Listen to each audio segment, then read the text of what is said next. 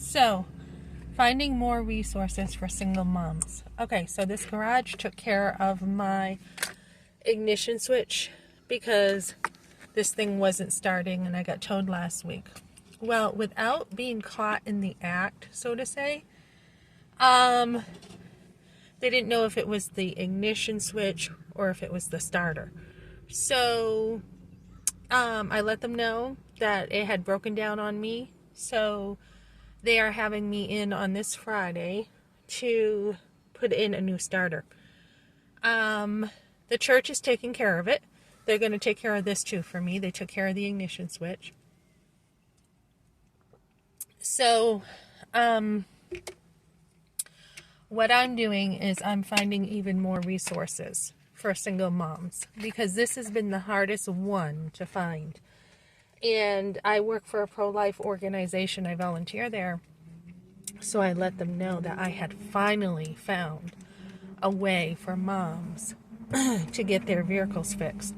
If they hook up with the church and then the church has someone who is in the field of being a mechanic or has a garage, this church member has his own garage and he's had it for years with his wife. So putting the two together, rather than just like, oh, I need money to have my vehicle fixed, or a church being like, yeah, we'll give you the money, but we don't really know, how much you need kind of thing.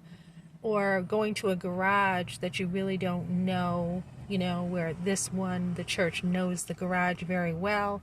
I've been in very good hands with this garage. So, connecting the two, put the church and the garage together, or mechanics together, I think is really what's going to help women. And for me, where I'm door dashing, I need a vehicle.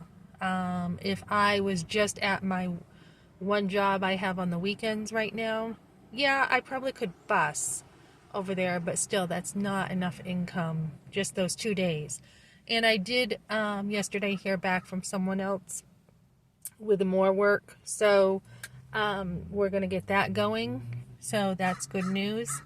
And it's just a matter of, making sure that you have the resources as a single mom. So I will be even jumping in more to see what else can be done for women.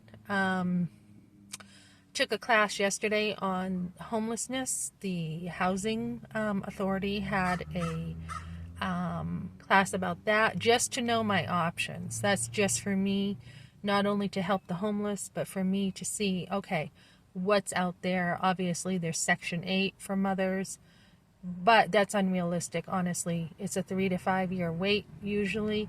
So then you can have your tax credit housing, which you can get a voucher. And if you get a voucher, anybody's supposed to take it. Even private housing is supposed to take it. So just look for all your resources and see what's available, so that you can use anything. And also, over there, if I need it, we're looking for housing right now. We have a couple places. My son has taken a tour of one place. I have found a couple places, so we're working on it. But even if you call a housing counselor with HUD, they can direct you in the right place.